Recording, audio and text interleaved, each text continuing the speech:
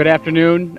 My name's Jonathan Labonte. I'm the mayor of Auburn, and I want to welcome all of you to New Auburn Village for this commemorative ceremony for the 80th anniversary of the New Auburn Fire.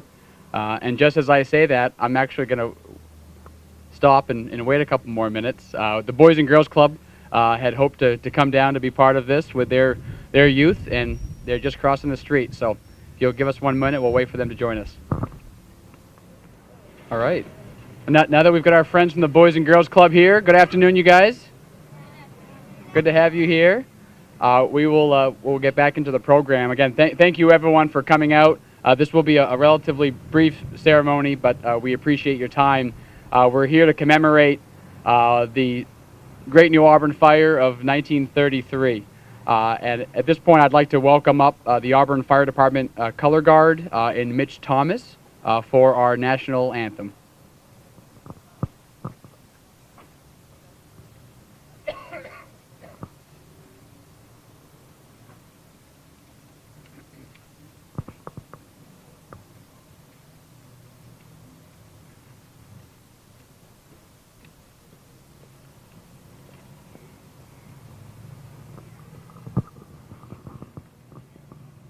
Oh, say, can you see by the dawn's early light what so proudly we hailed at the twilight's last gleaming, whose broad stripes and bright stars through the perilous fight and the ramparts we watched were so gallantly streaming, and the rockets' red glare, the bombs bursting in air, gave proof through the night that our flag was still there.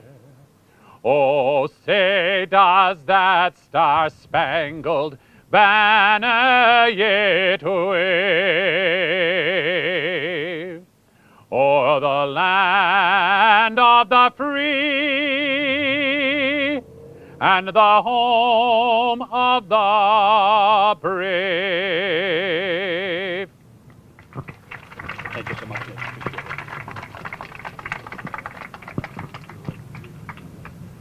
At this time, I'd like to invite Auburn Fire Chief Frank Roma to share a few remarks with you.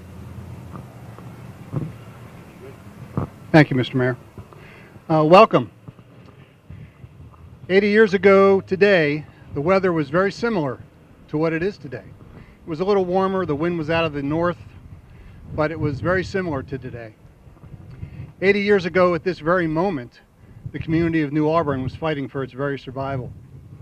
Fire departments from as far away as Portland and Augusta were answering the call to come and join the Iron Men as they fought the wooden buildings. This fire began here and spread to the south until it hit, for all intents and purposes, a natural fire break, the cemetery, where it burned itself out. The fire department was able to corral the fire on its perimeter and extinguish the fire, but not before 250 buildings had been lost and a community was devastated. I would venture to say that while the firefighters of that time were just completely overwhelmed, they were no less diligent in their duties in attempting to bring this fire under control. I would also say that the community probably lent a hand during that dark time, that neighbors helped neighbors to either remove equipment and possessions from their homes, to probably help firefighters stretch hose lines, and in some cases maybe even operate those hose lines, trying to cut off the spread of the fire. But in the end, the fire had its way with this community. But this community has bounced back in a way that was stronger than that fire could ever have hoped to have been. And while the tragic tale of that fire was written in the tears of the community in terms of what they lost, the community has risen to that occasion like a phoenix, like the legendary phoenix of a fire. Now, New Auburn and Main Street in particular is not a stranger to fires. 2 Auburn firefighters lost their lives in the line of duty fighting fires in this area. The Lacoste Nursery fire in 1945 claimed the lives of 16 children and 1 adult. So the challenge of large fires, certainly that memory rings true just in recent history across the river in Lewiston, is not a history, but in fact is a daily reality that we try to plan for and try to be able to be in a position to prevent. Now, certainly much has changed since 1933. The fire department in Auburn has some of the most modern equipment and some of the finest firefighters on the face of the earth that are here to serve in the capacity that we would expect them to serve. And we also have begun to really try to prevent fires. Some of the challenges that led to this fire were addressed in code enforcement. The area was a classic for a conflagration. Low humidity, high winds, warm weather, debris, wooden buildings, cedar shake roofs. And much of what happened here in Auburn in that day has actually gone into the fire codes that have made the United States a better place to live, because we learn lessons from these disasters. So it's an honor to be with you today.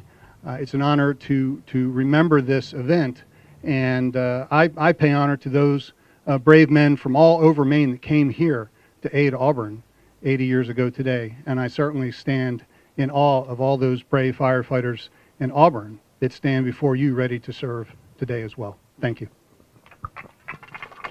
Thank you very much.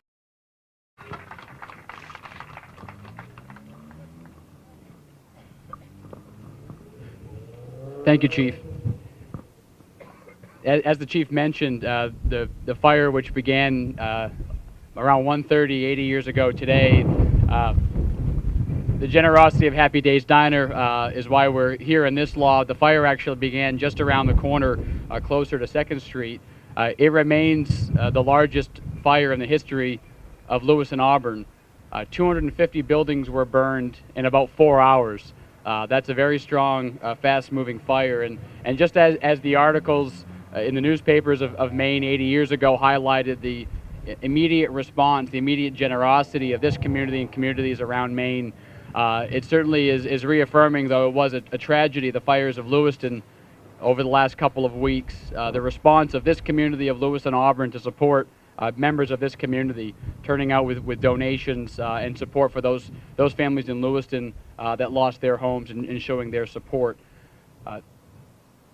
A big part of why we're having this event is also to look forward. The 1930s were a very tough decade for Auburn and for this neighborhood. The 1933 fire was not the only significant event to occur.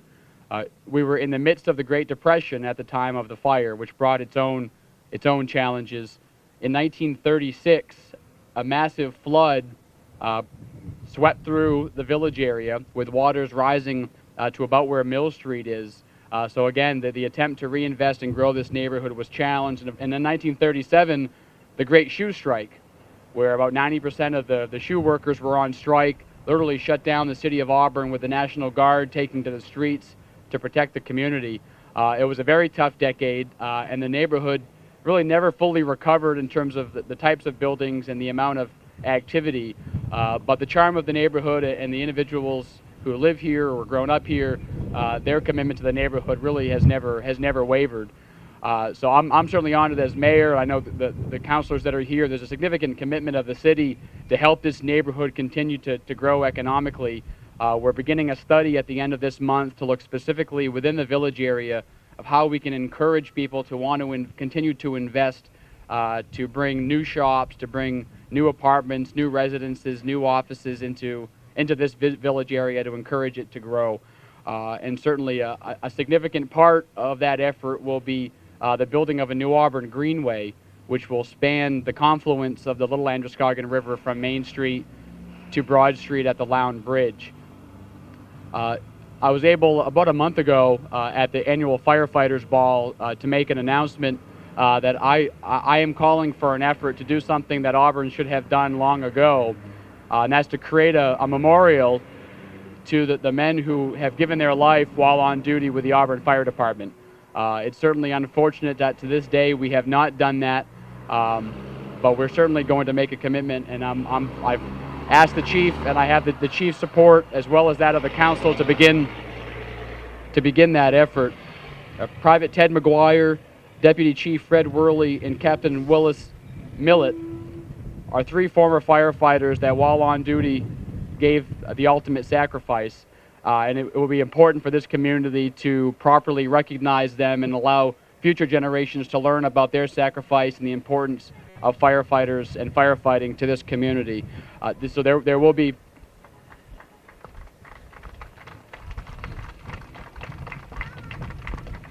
more to come on that. I know that the local has a significant commitment to working with youth in this neighborhood, so we're hoping to engage not only the local but youth, the families, those who may still be alive of those firefighters that lost their life, as well as members of the neighborhood, to all be part of putting together that memorial and making it happen.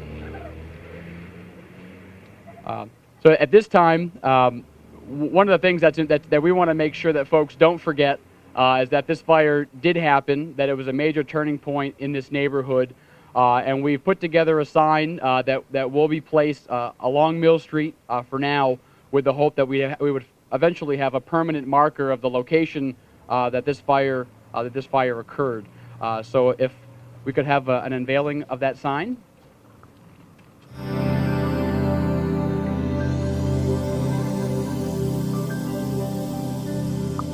It reads, "At this location on May 15th, 1933, at 1 p.m., the Great New Auburn Fire began. This conflagration destroyed 249 buildings and over 2,000 people were left homeless. Miraculously, there were no serious injuries or deaths. Through the valiant efforts of the Auburn Fire Department and the mutual aid from as far away as Portland and Augusta, the fires were brought under control in less than 5 hours." I want to thank a number of people for making this event possible.